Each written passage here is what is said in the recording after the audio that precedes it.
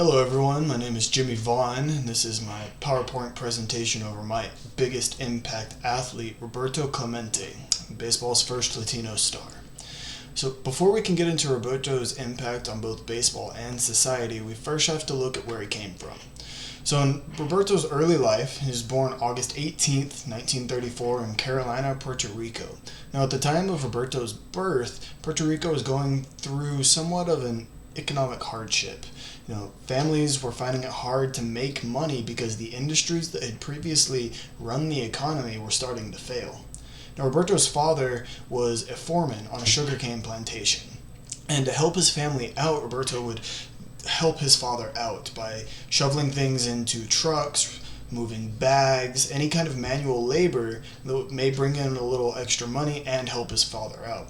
Now, to help his family out further, Roberto Clemente would then go on to help his neighbors, do things such as buy groceries, carry groceries to their houses, do yard work, anything that brought in some kind of money to help get his family through this time.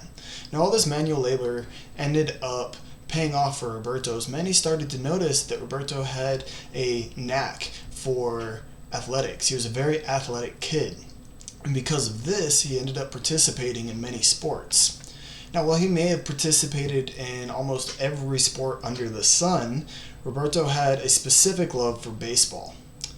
He grew up watching baseball stars and fell in love with the game. He would watch stars like Monte Irvin or other American stars that would come to Puerto Rico during their off-season.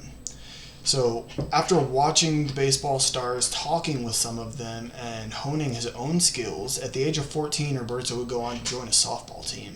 This is where he played for 3 to 4 years before he got the chance to try out for an MLB team. There was a localized tryout for all the teams in Puerto Rico, and this particular tryout was attended by a man by the name of Al Campanis. Now, Al Campanis was the scout for the Dodgers, the team that Jackie Robinson had played on, and the team that Roberto wished to play on.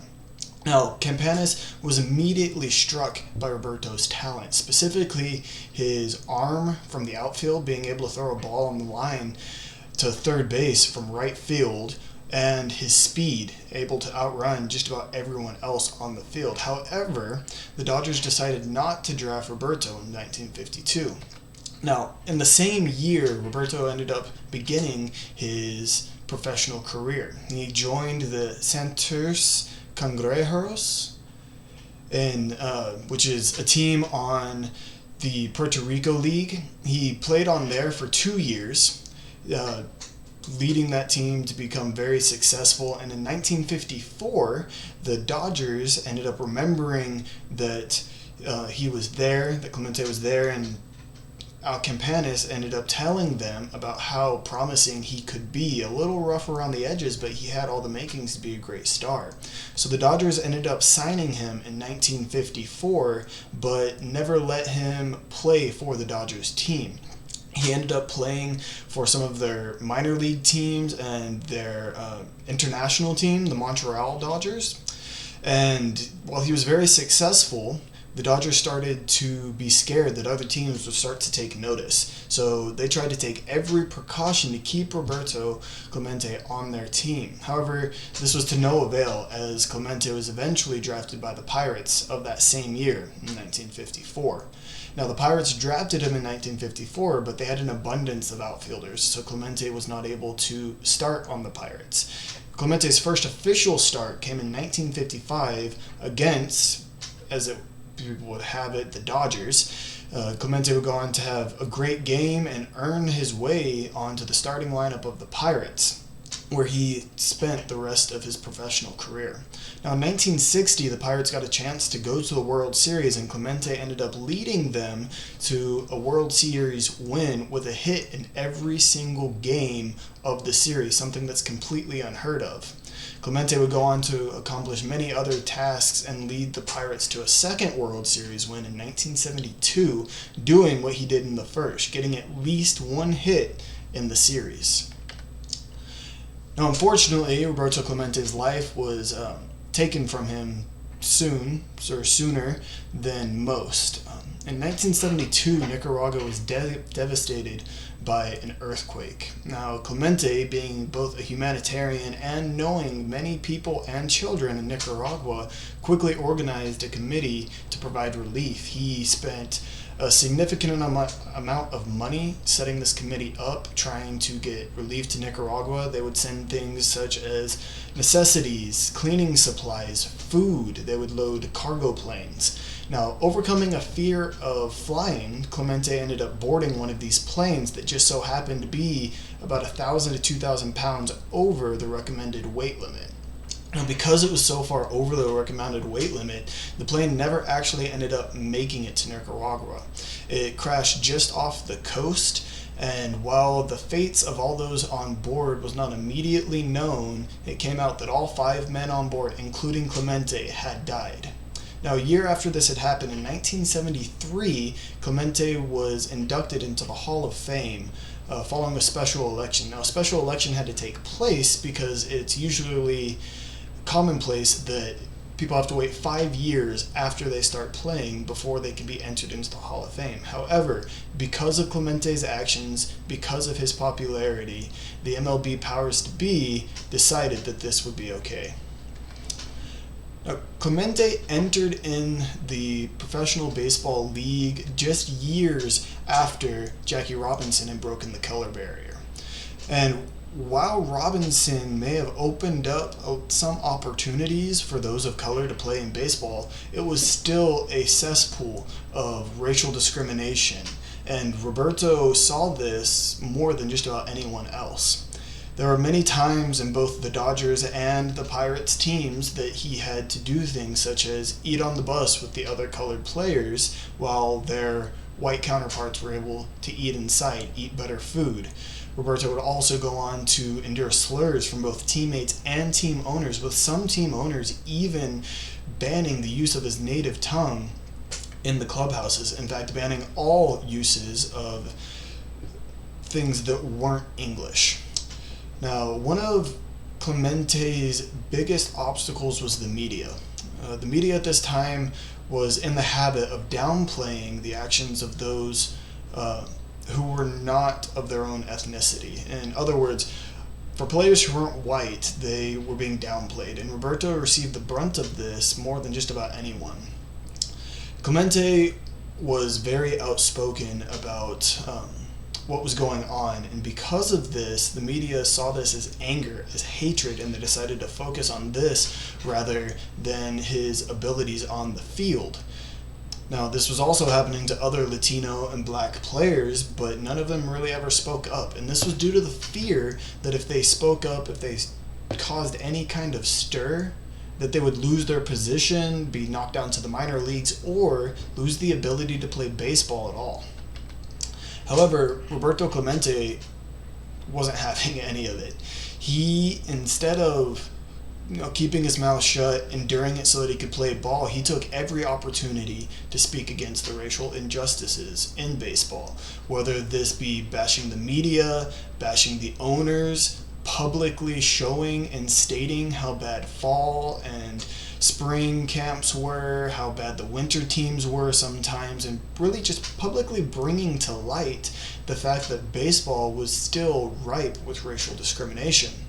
Now, during one of the All-Star Game splits, Roberto Clemente was actually able to get representatives from teams throughout the league. They were able to band together and create wide-sweeping changes that affected those racial tendencies that most teams had. Now, this is specifically important because this was before a players' union was actually established, meaning that these players weren't banding together under some organization. They were simply just banding together for a cause, one that Clemente was the lead of.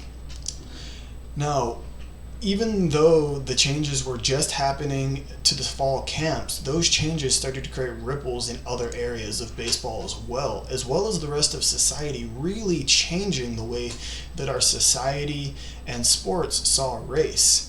In fact, as we could look back on it today, it opened the door for many Latin Americans and African Americans to play at the highest level of all sports, not just baseball. Now, as I stated earlier, Roberto Clemente is a humanitarian before an athlete. He had multiple quotes stating that he didn't want anything for himself, that instead he wanted to use his talents, use his money, use his fame to help those less fortunate. He took every opportunity to meet with fans, really trying to establish a relationship with them rather than being high and mighty, being on some pedestal. And he constantly discussed helping those in need. In fact, towards the later ends of his career, he would talk about building a sports city in in Puerto Rico for those less fortunate, for those of a lower socioeconomic status, meaning that Roberto Clemente not only hit just one of the big three sociology factors that we discussed, but he hit two of them. He hit the racial biases in sports, and he also hit the socioeconomic statuses as a way of social stratification in sport. Now, Clemente's humanitarian actions ended up inspiring generations of athletes to do the same. In fact, in the next couple slides, we're going to look at one of these athletes and how Clemente's actions inspired him to do the same. And what it really boils down to is that Clemente was able to show that baseball, as well as all sports, is more than what happens on the field. It's more than the athletic abilities of those who are playing the game. Now, the generational impact of Clemente is widespread. It touches many different areas. But it is important to note that baseball and society still have an inherent racial discrimination. Clemente's actions may not have completely eradicated the racial tendencies that were ingrained in baseball and society at the time that he started, but without him, we would most likely still have those things in place. As of 2014, many of the baseball players, up to 28% of them, make up Major League Baseball, which is something completely unheard of the time of Clemente joining the league. Now, it's often stated that Jackie Robinson is one of the most impactful characters in baseball history, and while that is true, by all means, he broke the color barrier, it can be argued that Clemente played as big, if not a bigger role. Robinson may have put his foot in the door, but Clemente essentially busted it open. You have to remember, Robinson may have broken the color barrier, got into the league, but when Clemente came in just a few years later, those racial tendencies, the racial discrimination was still there. And with Clemente's actions, he was able to eradicate most of those things that were ingrained, most of those racial tendencies, most of the discrimination, and opened up an avenue for many athletes of Latin American background to join the league. In fact, baseball would likely still be operating under the same racist rules had it not been for Clemente, meaning that he had a significant impact on the way that the powers to be, at least of baseball, saw race. Now, on the humanitarian side, or the impact that he had on this front, like I stated earlier, he impacted generations of athletes to do the exact same, to use their talent as a way to promote social good. Now, one of these players is Yadier Molina, who's a catcher in the MLB, who has started organizations to do things such as help those underprivileged kids, or more specifically, those who have been subject to domestic abuse. Now, when questioned about it, and when questioned about Clemente, Yadier Molina stated that Clemente was a huge driving factor of this, saying things such as, even the ability to do the things that Clemente did is an honor. And also, like I said earlier, sports is no longer just about the ability of the individuals playing the game. Athletes no longer look at themselves as just a ball player. We can see this in the actions of athletes such as LeBron James, Kobe Bryant, Colin Kaepernick.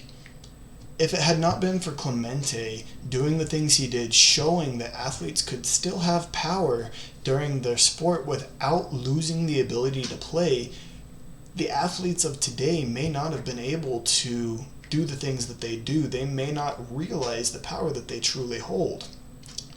Now, the MLB honors Clemente's impact every year with the Roberto Clemente Award. Now, as you might guess, this award goes to those who not only show that they can be impactful on the field, but also impactful in life.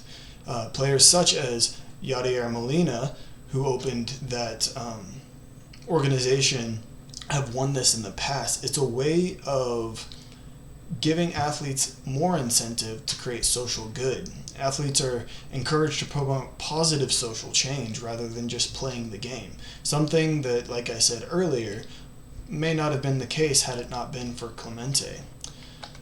So here are my references if y'all need any more information about it, and I just want to end on the fact of this fact.